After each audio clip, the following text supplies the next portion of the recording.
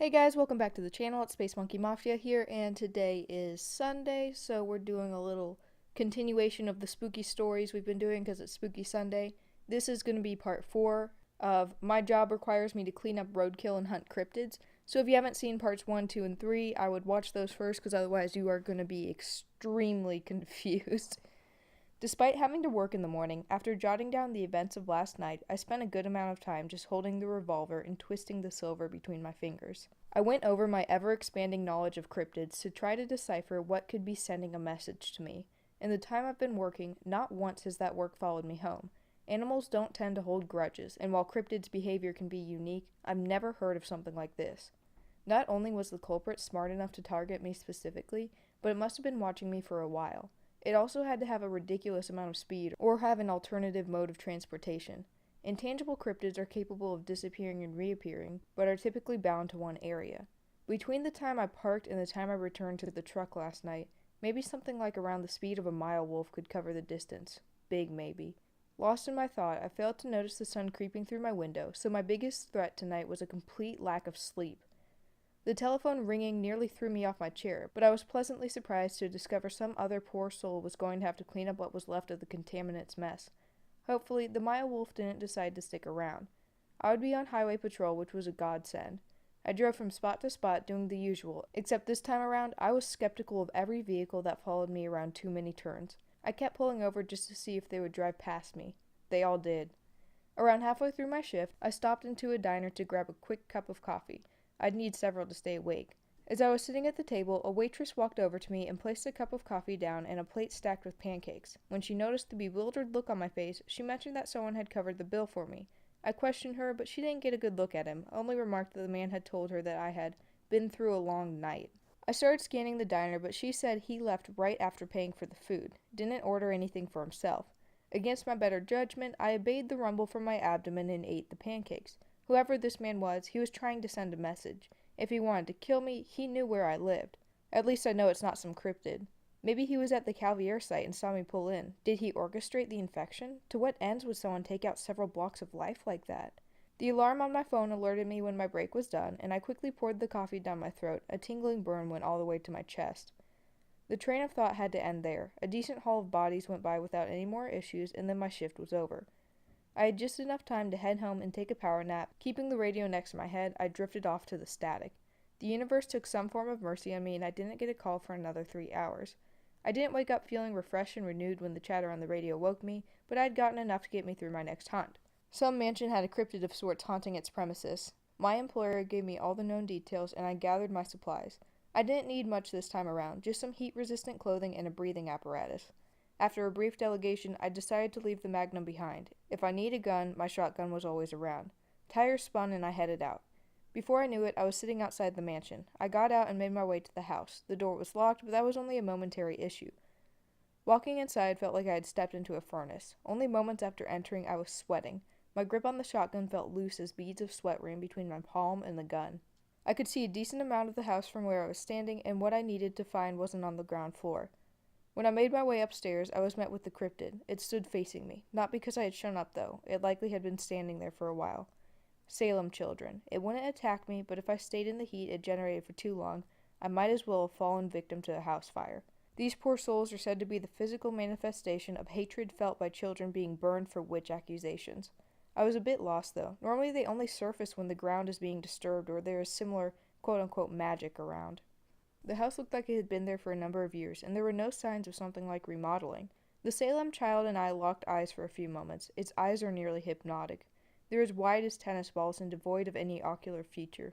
They only have the appearance of embers, like when you blow on wood to feed the embers on a campfire. The fire in its eyes was replicated along its black ashen skin. The flames ran through its veins, replacing its blood. Otherwise, it looked like a normal child. Coming up to about 3 feet and a little pot-bellied, it calmly focused its gaze on me. I gave it a nod and began walking from room to room. The only way to kill the Salem child is to kill its source of power, similar to a Calvier. The house remained perfectly intact despite the heat, and nothing was out of place. I didn't even consider that I had spotted a pair of cars parked in the driveway. I didn't take that into account until I had walked into one of the children's rooms to see the child and his father huddled in the corner.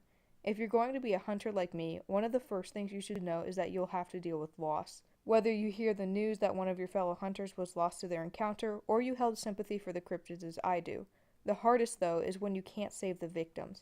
You're either not fast enough or the circumstance was inevitable. It's hard to deal with either way. This time around, I just wasn't fast enough. The Salem child must have appeared here, and unaware that when it attacked them, the father sheltered his kids in an attempt to save them. They were roasted before they even knew it. Their bodies resembled that of crumbling statues, a stark reminder that, like last night, I didn't have much time.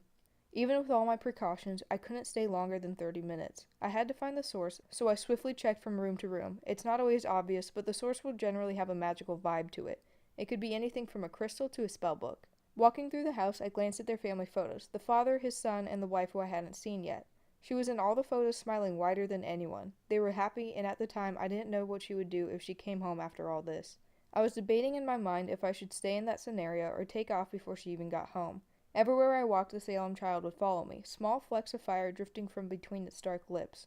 The longer it took, the more frustrated I became. I can normally keep my cool, but the stupid heat was unbearable. Even the basement had nothing of note in it. Thankfully, the family was rather neat and tidy, so I didn't have to sift through boxes of knickknacks. Something wasn't sitting right with me. I had dealt with a Salem child once before, and it was a pretty cut and dry hunt.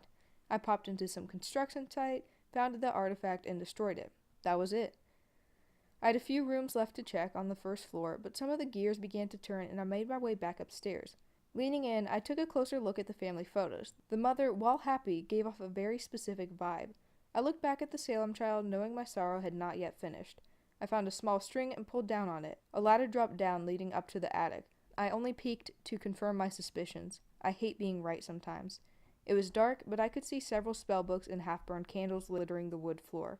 I saw a half-circle drawn on the floor with various symbols placed inside. The source, despite all this, wasn't in the attic. Climbing down, I found a window that would overlook the backyard, and my heart sank. Looking back at the child, I thought of the trauma that put his anger here. It's going to be up to her. I hope she sets you free. I'm not a man of many words, and I knew I was essentially talking to myself. Maybe I was just passing the buck. With the Salem child casually following my movements, I made my way to the backyard, or the field that was a backyard. It was massive and free of any eyesores until the tree line a few dozen feet away. I saw her right away, her frizzy hair and baggy clothing. She had a shovel in her hands and was frantically digging away at the dirt. Several other holes told me she'd been at it for a while. The back door swung closed after me, and the Salem child stopped off the patio and into the grass. The wife perked her head up when the door slammed and found me. She had been crying. Her makeup was an even greater mess than her hair. "I'll find it. It's here somewhere," she stuttered out. I don't know how or why, but she seemed to know the reason I was visiting. Perhaps it was that I was there at all, letting a burning child follow me around. I didn't know how to respond. I'm not much for conversation, but if I left her to her own devices, she'd make matters worse. She too was sweating, but it wasn't the heat. No, she couldn't feel the radiating sauna just yet. "You're not going to find the source," I remarked. The shotgun was rattling around in my shaking hands. "Because it's you," I stated before she could retort. She had been practicing magic, and had the unfortunate mishap of practicing it near the buried bodies of a child that had been buried alive when humans were still learning about the oddities of the world. To my surprise, and I suppose relief, she became somber and calm. The three of us stood in silence until I bent over, placing the shotgun onto the grass. There was one more exchange of glances, and I walked away from the two of them. There was a pit in my throat as I walked towards Elvis. The door swung open, and I sat inside, listening to the quiet the night had to offer. My fingers grasped on a small gold ring hanging around my chest. Knuckles turning white, I tried to sink my feelings down as far as I could. I tell you this because I want you to know how important it is to remain as human as possible, even when the chips are down. The night was silent for what felt like forever, and just as I was worried the Salem child was going to run rampant or that I was going to have to do something unspeakable, a loud crack of gunfire interrupted my thoughts, and the tears welled up in my eyes. It took many long breaths in and out to stop myself from rocking back and forth because I still had a job to do. I once again left my truck and paced my way around the house to the backyard. I couldn't bring myself to look at her. I avoided it as much as possible. Scooping up the Salem child whose heating had now dissipated, the furnace in his eyes going out. His face was now just a black outline against the night. I'd leave the shotgun with her. It was too close. When the police find her, at least they'll have a rational cause of death for her. Relieved to see that while I was away, my truck hadn't been messed with, I loaded everything up and placed the child gently on the bench sheet, wrapped in blankets. It felt wrong to just throw him in the truck bed like roadkill. I turned the truck on, pulled away from the house, and left the whole scene behind, all while ignoring the bright yellow eyes I had seen hiding in the tree line. I just wasn't in the mood for anything else.